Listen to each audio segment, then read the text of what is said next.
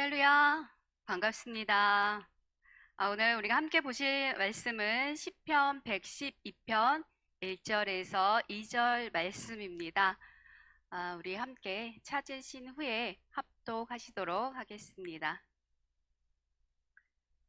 할렐루야, 여호와를 경외하며 그의 계명을 크게 즐거워하는 자는 복이 있도다.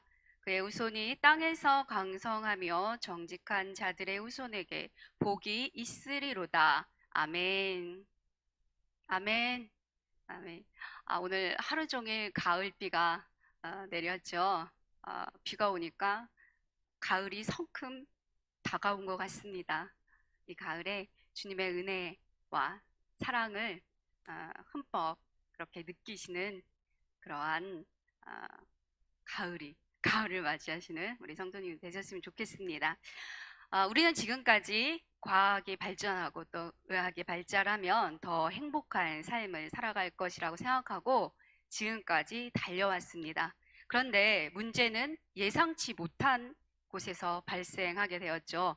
중국 우한에서 시작된 정체불명의 호흡기 질환이 전 세계를 강타해 버리면서 세계가 일제히 멈춤 상태에 이르게 되었습니다. 마치 골리앗이 다윗의 돌팔매질에 맞아 맥없이 쓰러지듯 그렇게 초강대국들이 먼지보다 작은 이 바이러스 앞에서 무너지는 그러한 모습을 보면서 인간의 한계를 우리가 경험하는 그런 시간이 되었는데요. 전쟁 때를 빼고는 학생들이 지금처럼 장기간 학교를 가지 않는 경우는 아마 이번이 처음일 것 같습니다. 2년제 대학에 입학한 학생들은 뭐 학교 축제나 MT 이런 건 물론이고 학교에서 수업도 제대로 듣지 못한 채 이제 얼마 후면 졸업을 해야 하는 상황이 되었는데요. 교회들도 마찬가지죠. 교회의 역사상 이렇게 함께 예배를 드리지 못하고 비대면으로 예배를 드려야 하는 우리가 이러한 상황 속에 지금 살아가고 있습니다. 하지만 모든 일에 일장일단이 있듯이 사람들이 여러 가지 행동을 멈추자 생태계가 놀랍도록 빠르게 그렇게 살아나고 있다고 합니다. 수십 년간 인도에서 보이지 않던 히말라야 산맥이 그 모습을 드러내기도 하고요. 브라질의 멸종 위기에 있던 바다 거북이 모습을 나타내기도 했다는 그런 소식을 듣기도 합니다. 이러한 모습을 보면서 그동안 우리가 너무나 자연을 훼손하고 또 인간들의 그런 어떤 이익과 욕심만을 채우기 위해서 살아오지는 않았나라는 생각을 해보기도 하고요. 또 대면 예배를 드릴 수 없는 이런 상황 속에서 우리가 예배의 소중함을 깨닫기도 하고요.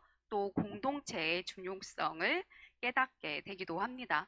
또 이러한 시간에 우리의 신앙을 점검하는 그러한 시간이 되기도 한 것 같습니다. 이처럼 코로나 이후 사회에 많은 변화들이 이렇게 생겨나게 되면서 많은 미래학자들이 앞다투어 미래에 대한 전망들을 이렇게 내놓고 있는 것을 보게 되죠. 벌써 몇 년 지나지 않았지만 수많은 책들이 이렇게 나와 있는 것을 보게 됩니다. 그런데 이 미래학자들이 공통적으로 하는 얘기 가운데 코로나가 종식이 되어도 예전의 삶으로 돌아갈 수 없다. 이런 얘기들을 많이 듣게 되고요. 또 코로나 이후에 사회적 양극화로 인한 빈부격차가 훨씬 더 심해질 거란 이런 예측을 하는 것을 듣게 됩니다. 요즘 경제적인 어려움으로 인해 극단적인 선택을 하는 소상공인들이 있는가 하면 또 다른 한편에서는 세계의 갑부들이 코로나를 대비해서 외딴 섬을 통째로 사들이고 있다고 합니다. 얼마 전 세계적인 축구 선수 호날두도 그 외딴 섬 하나를 통째로 사들였다고 하는 그러한 기사를 보았는데요. 성도님들은 이러한 시대에 어떠한 준비들을 하고 계십니까? 점점 더 혼란스러워지는 세상 속에서 많은 사람들이 행복하고 안전한 삶을 살아가고자 애를 쓰지만 정작 우리를 정말 안전하게 지켜줄 수 있는 곳이 있을까요? 또한 우리가 행복한 삶을 살아가기 위해 그렇게 부단히 애쓰며 살아가지만 우리에게 안전한 행복을 보장해 줄 수 있는 것이 과연 있을까요? 또한 이러한 때에 우리는 어떻게 살아가야 할까요? 그동안 우리가 세상에서 배운 지혜를 따라서 우리는 지금까지 행복을 추구해 왔다면 이제는 그것을 잠시 내려놓고 성경이 행복에 대해서 무엇라 말하는지 우리가 이 시간 함께 살펴보면서 이 가을 성도님들과 제가 좀 더 행복해지는 그런 시간이 되었으면 좋겠습니다. 며칠 전 제가 우연히 두 분의 여성이 대화를 나누는 것을 듣게 되었습니다. 한 분은 크리스찬인 것 같고 한 분은 믿지 않는 그런 분인 것 같았습니다. 신앙이 없으신 분의 남편이 여러 번 외도를 한 것 같았어요. 그래서 그 남편에 대한 그 넋두리 그런 것들을 이렇게 대화를 나누길래 제가 이렇게 들었는데요. 한참 얘기를 나누다가 그분이 이런 얘기를 해요. 하나님이 있다면 왜 인간을 이렇게 만들었냐? 그 앞 뒤에 더 심한 얘기를 하는데 제가 차마 전할 수가 없습니다. 하나님이 정말 계시다면 내가 가만히 두지 않겠다. 이렇게 얘기하는 제가 이런 얘기를 들었는데요. 혹시 이 가운데서도 하나님을 만나면 따지고 싶으신 것이 있는 분들이 혹시 계시지 않습니까? 우리는 살아가다 보면 도저히 이해가 가지 않는 일들을 만나기도 하고요. 또한 하나님의 뜻이 무엇인지를 알 수 없어 답답해야 할 때가 너무나 많이 있습니다. 우리는 왜 하나님이 만드신 이 아름다운 세상에서 마치 하나님이 계시지 않는 것 같은 순간을 경험하기도 하고 또 이유를 알 수 없는 고통과 아픔과 질병으로 인해서 괴로워하며 삶을 살아가는 것일까요? 하나님께서 만드신 세상은 모든 것이 부족함이 없는 그러한 완벽하고 행복한 그러한 세상이었습니다. 하지만 아담과 하와의 죄로 인해 하나님과의 관계가 깨어지게 되었고 세상의 모든 질서가 무너지게 되면서 세상에 죄가 들어오게 되었고요. 또 사람들과의 어떤 분열과 갈등으로 인해서 세상은 타락하게 되었습니다. 그럼에도 불구하고 인간은 끊임없이 타락 전에 누렸던 그 완벽한 삶을 갈망하면서 그렇게 살아갑니다. 마치 젖먹이의 아이가 태어나면 누가 가르쳐 주지 않아도 먹을 것을 찾듯이 또 새끼 오리가 수영을 하기 위해 물을 찾아가듯이 이렇게 인간은 끊임없이 죄와 죽음이 없었던 그 완벽했던 그때를 갈망하며 그렇게 살아간다는 것이죠. 하지만 타락한 세상에서 이러한 안전한 행복, 안전한 만족은 찾을 수 없습니다. 또 찾으려 하면 할수록 점점 더 우리는 세상의 것에 갈증을 느끼게 될 뿐 결국 세상에 우리의 마음을 채워줄 수 없다는 것을 우리가 깨닫게 될 뿐입니다. 사람들은 제각기 자신이 원하는 그런 삶을 위해 또 자신을 행복하게 해줄 것이라고 믿고 있는 그 무엇인가를 쫓아서 살아갑니다. 누군가에게는 그것이 명예일 수도 있고요. 또 누군가에겐 물질일 수도 있고, 누군가에겐 배우자냐, 또 자녀일 수도 있고요. 누군가에게는 자신이 이루고자 하는 꿈일 수도 있고, 성공일 수도 있을 것입니다. 하지만 이런 것이 우리에게 행복을 줄 거라고 생각하고 열심히 달려가 그것을 손에 넣는 것도 쉽지 않죠. 넣는 것도 어려운 일이지만 그것을 손에 쥐었다고 해도 행복은 마치 우리가 모래를 손으로 움켜쥔 것처럼 우리의 마음에서 너무 쉽게 그 행복감이, 그 만족감이 사라져 버린다는 것입니다. 우리는 이러한 것들을 너무나 많이 경험하며 이 세상을 살아갑니다. 이것이 세상이 우리에게 주는, 세상이 주는 그러한 행복의 한계이죠. 마치 세상은 우리가 행복해하는 그런 모습을 보지 못하는 누군가가 숨어서 우리를 이렇게 지켜보고 있다가 우리가 행복해하는 그 순간에 마치 우리 행복을 빼앗아가는 것 같습니다. 우리가 행복을 잡으려 하면 할수록 행복은 우리에게서 점점 멀어져 가는 그런 기분을 느낄 때가 너무나 많은데요. 제가 오늘 낮에 한 청년을 만났습니다. 그 청년이 얼마 전에 새 집으로 이사를 갔어요. 그리고 새 차도 이렇게 구입을 했는데요. 그런데 이 청년이 하는 말이 자신이 그토록 갖고 싶어 했던 차도 갖고 새 집도 갔는데 기쁘기도 하면서 한편 마음이 되게 허전하다는 거예요. 그리고 차를 사서 너무 기쁜데 꿈에 사고 나는 꿈을 자꾸 꾼대요. 그러면서 더 불행해졌다는 거예요. 그러면서 생각만큼 너무너무 좋을 줄 알았는데 그 생각만큼 그래 행복하지 않다 이런 얘기를 하면서 내가 오늘 교회 가서 행복이란 주제로 설교를 할 건데 너가 들어야 된다. 그러면서 잠시 행복에 대한 이런 이야기를 나누었습니다. 예전엔 많은 사람들이 세상적인 성공과 물질적인 그런 풍요로움이 우리를 행복하게 해줄 거라는 그런 생각들을 많이 했었죠. 그래서 성공하는 법, 출세하는 법, 많은 돈을 버는 법들에 관한 책들이 참 많이 이렇게 나왔습니다. 하지만 요즘엔 이러한 것들이 우리의 행복의 조건이 될 수 없다는 것을 이미 많은 사람들이 알고 있습니다.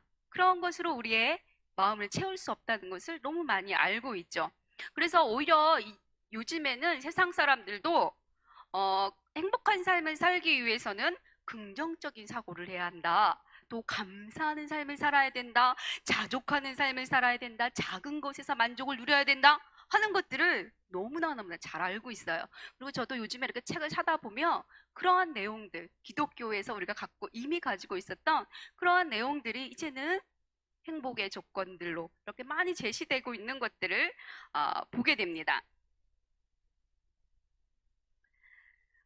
오히려 우리의 이런 어떤 세계관이나 가치관이 이제는 이런 기독교적인 것들로 이렇게 많이 바뀌고 있는 것들을 보게 되는데요.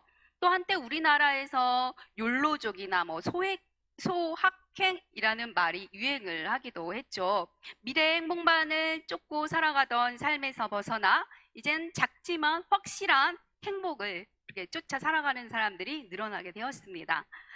하지만 이런 가치관의 변화, 그 삶의 모습 그리고 생각이 많이 변하기는 했지만 그렇다고 해서 행복한 사람이 더 많아진 것 같지는 않습니다. 그렇다면 과연 우리가 어떻게 해야 행복한 삶을 살아갈 수 있을까요? 성경에는 행복이라는 말이 그다지 많지 않습니다. 제가 이번에 이렇게 성경을 찾아보니까 11번 정도 기록이 되어 있더라고요. 성경에는 이 행복이란 말보다는 기쁨, 복, 뭐 이러한 말들이 많이 기록되어 있는데요. 성경은 우리에게 이 세상에서 행복한 삶을 살아가는 방법이 아닌 복된 사람이 되라라고 이야기합니다. 얼핏 들으면 행복이나 복된 삶이나 같은 말 같지만 이 행복과 복됨은 다른 많은 차이점을 가지고 있습니다. 네이버에 행복이라는 단어를 검색해 보면 행복이란 물질적으로 인해 만족하고 흐뭇한 마음의 상태라고 이렇게 정의하고 있는 것을 보게 됩니다. 하지만 성경에서 말하는 복이란 복된 상태, 즉 하나님과의 관계 속에서 살아가는 삶의 태도를 복이라고 이야기하고 있고 그런 사람을 가르쳐 복된 사람이라 이야기합니다. 오늘 우리가 함께 읽은 시편 112편 1절에서도 여호와를 경외하며 그의 계명을 크게 즐거워하는 자는 복이 있다 이야기하고 있습니다. 물질적으로 잘 되고 또 부유하고 건강하고 쾌락을 누리는 이런 사람이 행복한 사람이 아니라 주님을 경외하고 주님의 계명을 즐거워하는 사람, 이러한 사람이 복된 사람이라고 이야기하고 있는 것을 보게 되는데요. 우리가 잘 알고 있는 시편 1편 1절에서도 복 있는 사람은 악인의 꾀를 따르지 아니하며 죄인의 길에 서지 아니하며 오만한 자리에 앉지 않는 사람이다. 그런 사람이 복된 사람이다라고 이야기하고 있는 것을 우리가 보게 됩니다. 시편 84편에서도 하나님과 가까이함이 내게 복이다라고 이야기하고 있는 것을 우리가 보게 되는데요. 즉 성경에서 말하고 있는 행복은 물질적인 어떤 이런 행복이나 조건에 의한 그러한 행복이 아닌 복을 받을 만한 삶의 태도를 가지고 살아가는 사람, 이러한 사람을 가르쳐 복된 자라고 이야기하고 있는 것이죠. 그럼 성경에서 왜 이러한 사람들을 가르쳐 복된 사람이라고 하고 있는 것일까요? 예수님께서 팔복에서 말씀하셨듯이 하나님의 말씀대로 살아가는 사람, 하나님의 관계 속에서 그렇게 살아가는 사람, 이러한 사람이 하늘 나라를 소유하게 될 것이라 말씀하셨습니다. 또한 이러한 자들이 위로를 받을 것이다 말씀하셨고요. 또 그들에게 땅을 주실 것이고 그들을 배부르게 할 것이며 그러한 자들이 하나님을 볼 것이며 그러한 자들을 하나님의 자녀들이다 라고 그렇게 일컬음을 받을 것이다 라고 말씀해 주셨습니다. 즉 세상의 행복을 쫓아 살아가는 것이 아니라 하나님을 경외하며 하나님의 계명을 기뻐하고 따르는 자, 이러한 자들이 하나님의 자녀이고 또한 이러한 자들은 하나님의 다스림을 받으며 또 하나님의 위로를 받으며 하나님의 채워주시고 공급해 주시고 인정해 주시고 동행해 주시고 함께 해주시는 그러한 삶을 살아가는 자들이기 때문에 이러한 자들을 가르쳐 복된 사람이다 라고 말씀하고 있는 것이죠. 또한 우리가 행복한 사람이 아닌 복된 사람이 되어야 하는 이유는 행복한 사람은 자기 자신만을 위해 살아가는 사람이라면 복된 사람은 자신을 위한 삶이 아닌 이웃에게 하나님의 복을 흘려보내는 그러한 사람이기 때문입니다. 인간의 욕심이랑 끝이 없기에 우리가 우리의 행복만을 추구하며 살아가다 보면 때로는 우리가 본의 아니게 누군가에게 상처를 줄 수도 있고요. 또 이웃에 대한 불행에 우리가 무감각해져서 이웃의 불행을 담보로 자신의 행복을 누릴 때가 있기도 하고요. 또 우리가 뭔가를 얻을 때 어디에선가 누군가 또 그것을 얻지 못한 그런 상실감과 그런 허탈감에 괴로워할 수도 있다는 것이죠. 어쩜 우리가 살아가는 세상이 힘든 이유, 그 이유가 우리가 각자 우리의 행복만을 위해서 달려왔기 때문이 아닌가라는 생각을 하게도 되는데요. 나만의 행복을 위해 살아간다면 순간 우리가 기쁨을 느낄 수도 있고 또 만족을 느낄 수도 있고 우리의 삶에 유익이 될 수도 있지만 이 세상은 혼자서는 결코 살아갈 수 없는 그러한 세상이고 인간은 혼자 존재할 수 없는 그러한 존재이기 때문에 자신만의 행복을 추구하는 삶을 살아가게 되면 남도 불행하게 할 뿐만 아니라 결국 자신도 불행해지는 그러한 삶을 살아갈 수밖에 없습니다. 이 세상 어디에서도 홀로만의 행복이라는 것은 존재하지 않기 때문이죠. 우리가 누군가에게 불행을 안겨준다면 우리도 얼마 가지 않아 그 불행한 삶을 살게 될 것입니다. 그렇기 때문에 우리는 우리를 위해서라도 자신의 행복만을 쫓는 그러한 삶이 아닌 우리를 통해 우리 이웃에게 하나님의 복이 흘러가고 하나님의 은혜가 이렇게 흘러가는 그러한 삶을 살아야 할 것입니다. 하나님께서 아브라함을 택하셔서 하나님의 백성을 삼으실 때 아브라함에게 내가 너로 큰 민족을 이루고 내게 복을 주어 내 이름을 창대하게 하리니 너는 복이 될지라 라고 말씀하셨습니다. 이것이 하나님이 주시는 복의 속성입니다. 하나님이 주시는 복은 나만의 행복을 위해 주시는 복이 아니라 우리를 통해 이웃에게 흘러갈 수 있도록 하시기 위해서 우리에게 복을 주시는 것입니다. 우리에게 남보다 더 많은 물질을 허락해 주셨다며 그것을 통해 내 배만 부르고 나만 행복하게 살아가는 것이 아니라 그것을 우리 가난한 이웃들에게 흘려 보내기 위함이죠.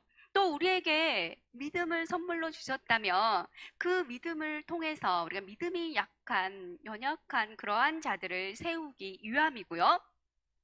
또 우리에게 많은 재능을 그렇게 주셨다면 그 재능을 통해서 다른 사람을 무시하거나 나를 드러내는 그러한 도구로 사용하는 것이 아니라 다른 사람들을 섬기고 다른 사람들을 위해서 사는 그러한 삶을 살아가라고 하나님께서 우리에게 그러한 것들을 허락해 주신 것입니다.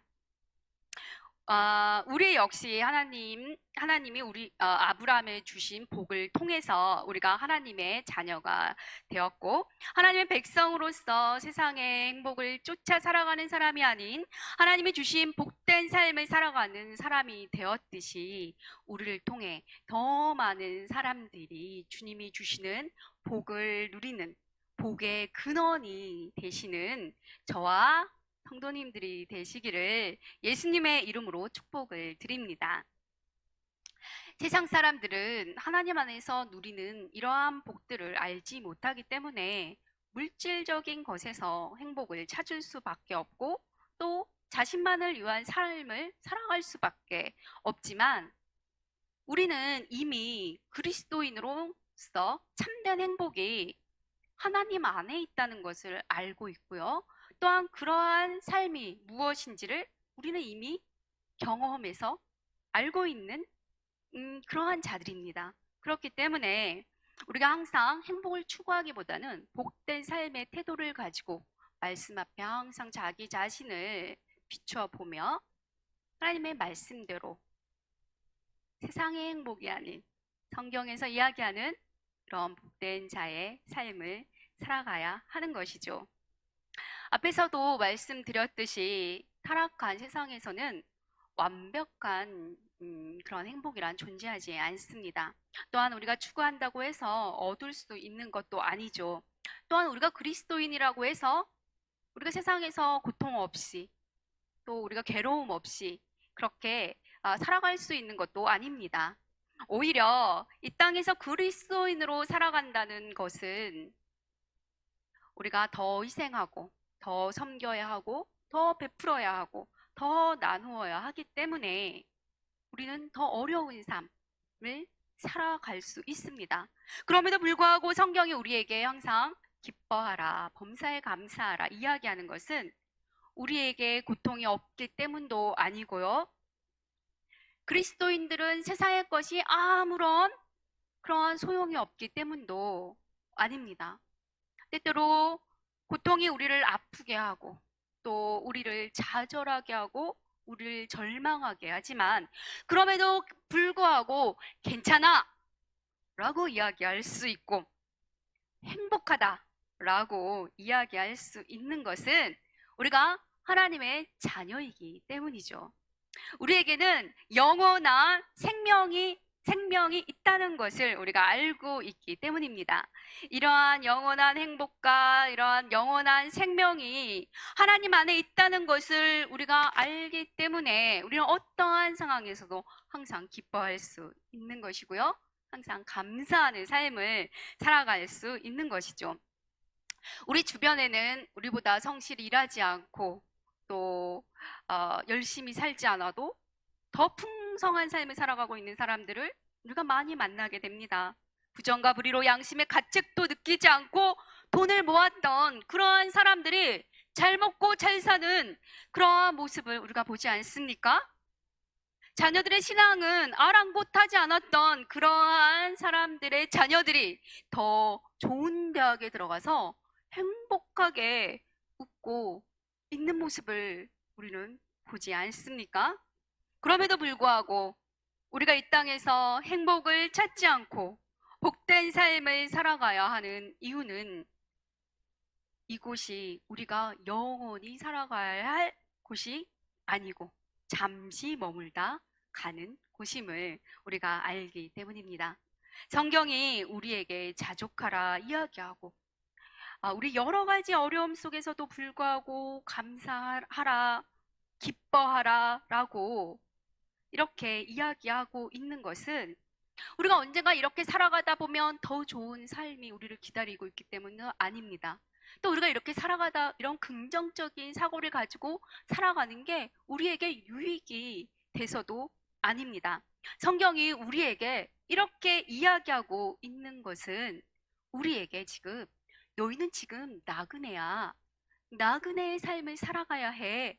라고 이야기하고 있는 것이고 그것을 기억하며 살아가고 살아가라고 우리에게 지금 이야기하고 있는 것입니다.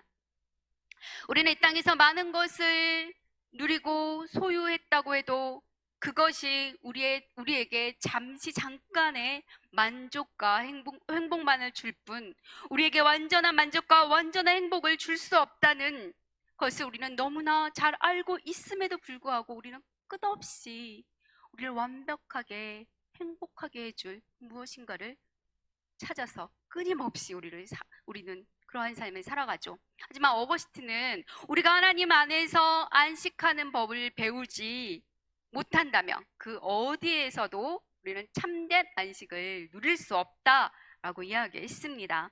우리의 참된 만족, 우리의 참된 행복은 오직 하나님 안에서만 가능하다는 것이죠. C.S. 루이스는 왜 하나님이 우리에게 완벽한 세상을 주지 않았냐는 물음에 만약 이곳을 완벽한 세상으로 만들었다면 우리가 사는 이곳을 우리가 잠시 잠깐 머물다 가는 그러한 여간이 아니라 우리가 평생을 살고 싶고 살아야 하는 그러한 곳으로 생각하기 때문이다라고 이야기했습니다.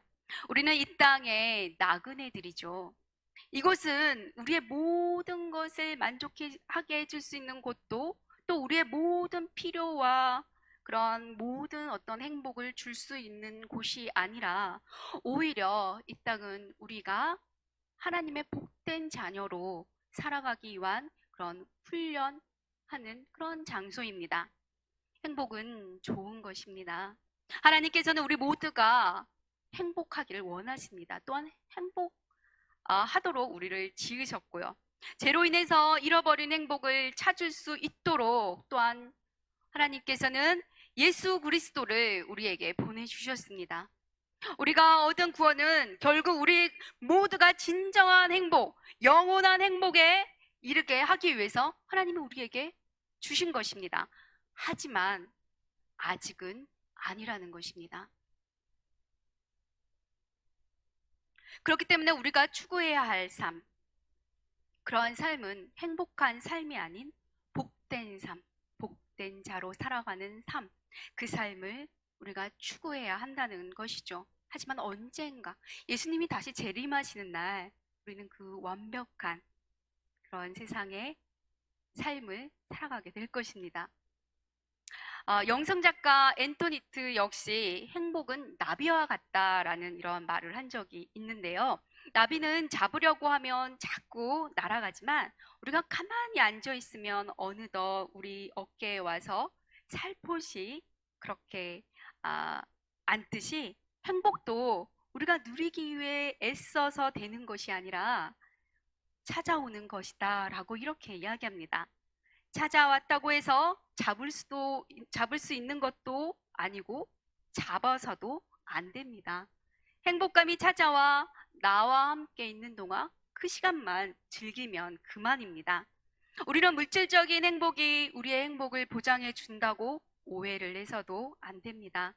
나만이라도 행복해져야 된다고 생각하지 또 말아야 합니다. 오히려 우리는 이러한 복된 삶을 살아갈 때 행복감은 더 자주 우리를 찾아오게 될 것입니다.